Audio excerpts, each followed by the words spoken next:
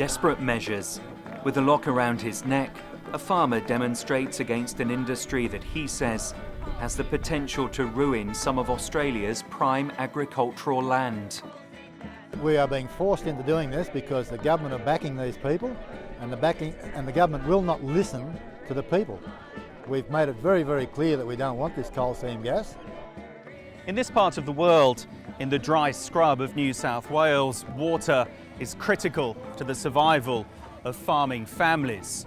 And the coal seam gas industry here near Narrabri has faced community opposition for more than 5 years. And the main concern is the effect on groundwater.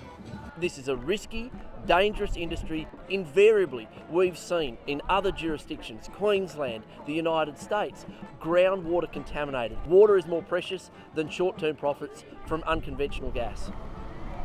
Under my feet are the coal seams that contain the gas.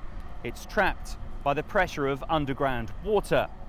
When that's pumped out, the gas can be extracted.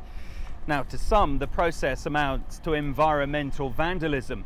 To others, it's an economic boom. $50 billion has been spent developing coal seam gas reserves in eastern Australia. Exports to Asia have also begun.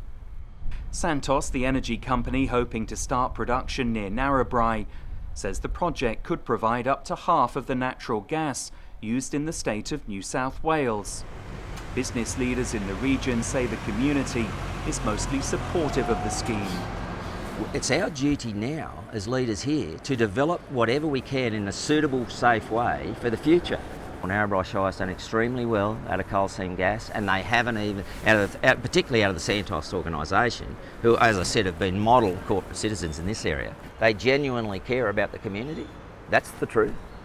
Despite concerns from campaigners, the petroleum industry says that every credible scientific study in Australia, Britain and the United States confirms that coal seam gas is safe when properly regulated.